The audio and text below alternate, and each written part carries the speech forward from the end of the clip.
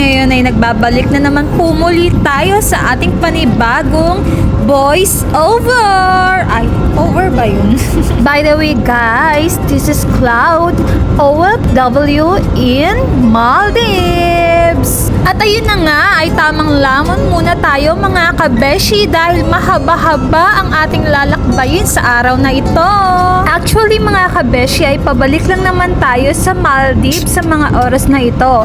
Kaso dahil sa mahaba-haba ang ating layover, tayo ay mamamasyal at magmamasid sa Singapore. Sa mga oras pala na ito mga kabeshi ay gusto ko lang naman i-share sa inyo yung trip na napagdaanan ko or paano ako nakalabas sa Singapore gamit ang free tour nila. Cheers! Hindi mo kakailanganin ng itinerary or kahit visa man lang mga kabeshi at makakalabas ka na dito. Kaya panoorin mo ito hanggang dulo mga kabeshi. Actually mga kabeshi ay wala naman talaga akong ka-idea kung paano makakalabas ng Singapore Airlines. Kasi sabi ko nga, ang buong akala ko ay paglalabas ka ng airlines, kailangan mong i-provide yung mga visa o mga itinerary na yan or whatsoever. At dahil nga hindi mapakali ang lola nyo mga kabeshi ay nag-research nga tayo sa TikTok pati na rin sa Facebook para naman makagala tayo ng Singapore mga kabeshi. At dahil sa haba-haba ng layover natin na almost 8 hours lang naman mga kabeshi. So ano pa bang gagawin natin sa airlines kundi maggala? At ayun na nga, nandito na tayo sa Singapore Airlines mga kabeshi at tamang gala-gala muna tayo. Base nga sa research ko mga kabeshi ay kailangan kong pumunta ng Terminal 3 dito sa Singapore Airlines. At imit lang naman si Kuyang Pogi. Ay, charot. Char-char lang mga kabeshi. Pupuntahan lang naman natin ang booth nila sa Terminal 3. Alam niyo mga kabeshi ay hindi kakayanin na lakarin ng Singapore Airlines dahil napakahaba at napakalaki ng airlines nila dito mga kabeshi. Ngayon ay nakasakay na tayo sa aming train papuntang Terminal 3 mga kabeshi. Masarap pala talagang mag-tour mga kabeshi nang wala kang ka-idea sa mga pupuntahan mo. Tamang basa at tamang tanong lang talaga ang kasama mo pag mag-travel alone ka mga kabeshi. Para di ka na rin maligaw as usual. O diba, sabi ko sa inyo sobrang lawak ng airlines na ito mga kabeshi. Alam nyo kung susunga-sunga kayo dito ay for sure mga kabeshi ay mamimiss nyo talaga yung flight ninyo.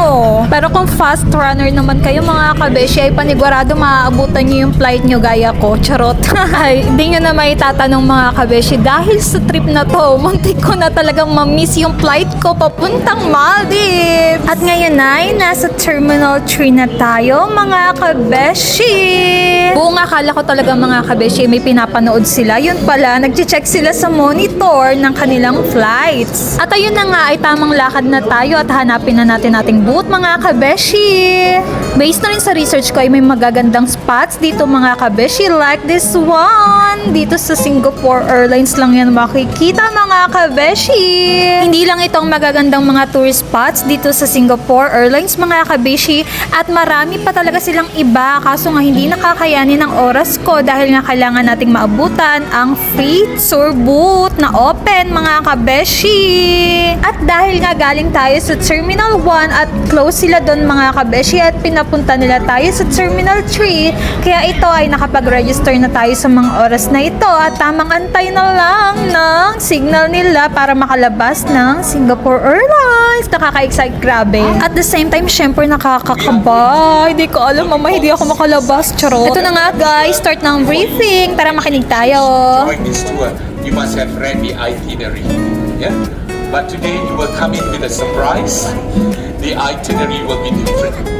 The reason is because the Merlion, where we are supposed to go, it's closed for the common traffic because part of the road that leads to the Merlion is today the Marina Bay Street Circuit for Formula 1 race.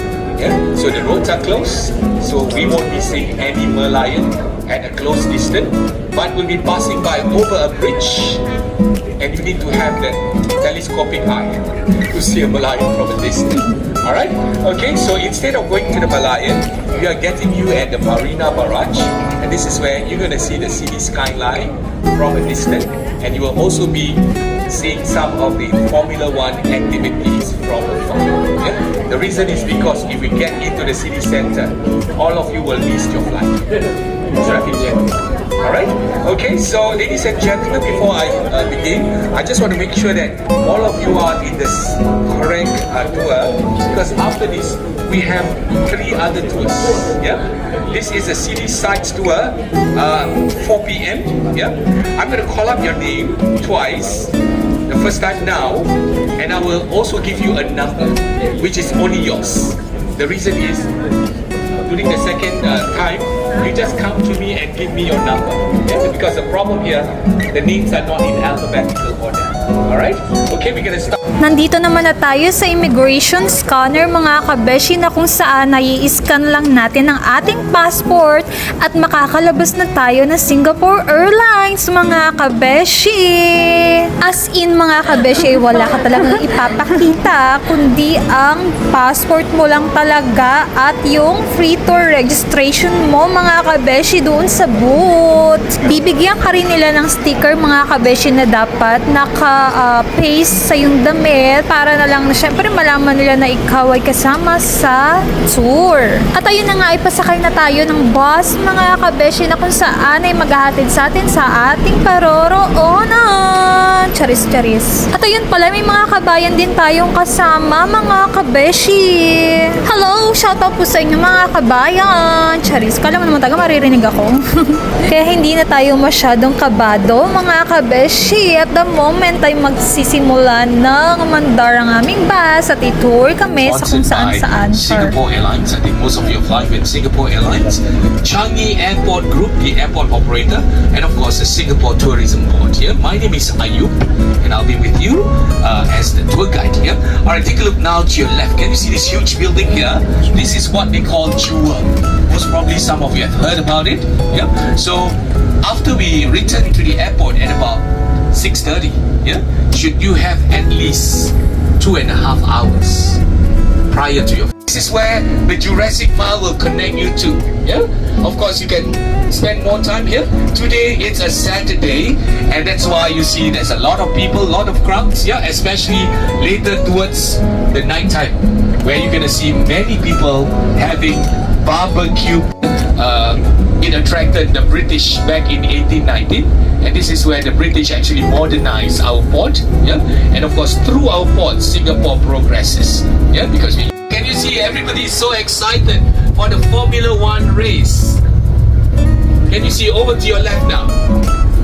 Can you see the pit stop? Can you see all those lanterns? Yeah, and I think they are having some. This is the pit stop. This is where the race will start tonight for the preliminary rounds. Yeah, can you see? Yeah. Oh, some people have already attended.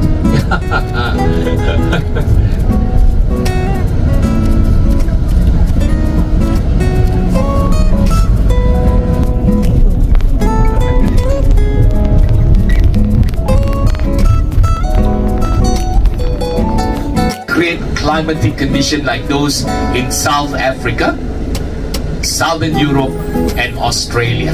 Yeah, and the other one, they create what they call the equatorial montane forests. Yeah, that means inside definitely it's a cool conservatory.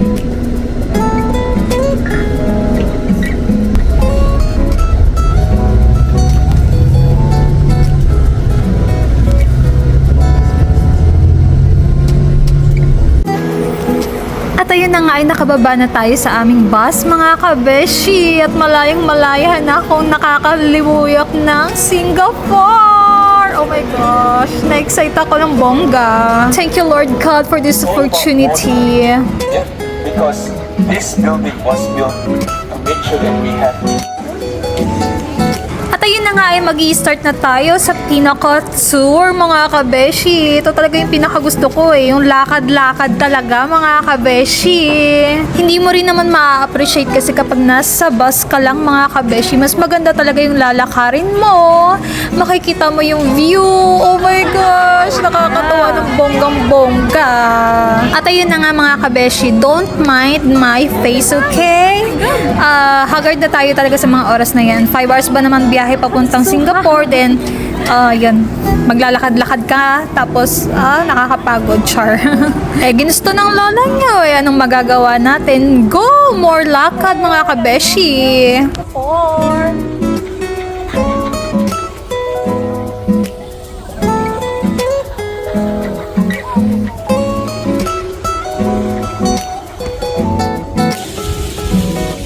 Tamang paganda muna mga kabeshi, kahit hindi maganda, pagbigyan nyo na, minsan lang to, charis. Kahit nakakapagod mga kabeshi, ay worth it naman ang ating napuntahan sa mga oras na ito dahil sobrang ganda dito sa Singapore mga kabeshi. Kaya kung ako sa inyo mga kabeshi, kapag meron kayong long layover dito sa Singapore, ay i-grab nyo itong free tour nila para makapag-enjoy din naman kayo sa labas ng airlines at hindi kayo ma-bored mga kabeshi. Kagaya ko kanina, sobrang bored na bored ako, kaya nag-research ako kung paano makakalabas.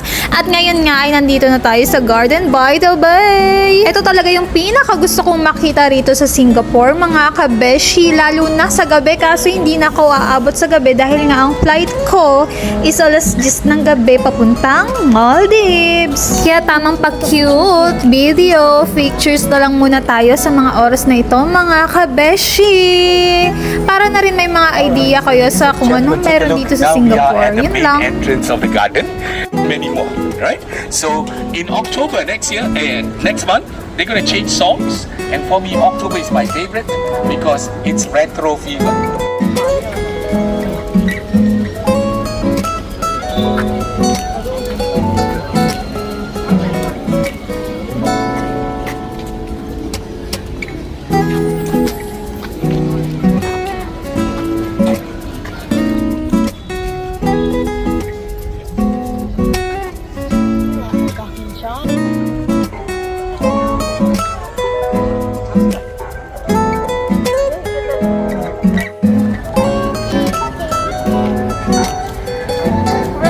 Yep. Okay, now. Take a look down. You're gonna see a white statue with water coming up from the mouth. That is the Merlion. Can you see that? There's water coming down. That's the one. With so many people around there. Can you see? Those people managed to get there by using the train, the MRT. Yeah, otherwise it's impossible to get a bus to go there. Can you see the Merlion now? Okay, now see below. This is part of the track. And of course, they're clearing it because tonight at 8 o'clock they will start the preliminaries. So tonight they will decide who will go to the final tomorrow. Sa mga oras nga na ito mga kabeshi, ay pabalik na kami sa aming mga terminals dahil syempre may mga flight pa kami at limited time lang talaga kami rito sa tour na to mga kabeshi. Sobrang bitin pero nakakatuwa na rin dahil naranasan namin magpunta ng Singapore for free mga kabeshi at nakaka-enjoy so far. Ayun lang, sana nag-enjoy kayo mga kabeshi. Bye!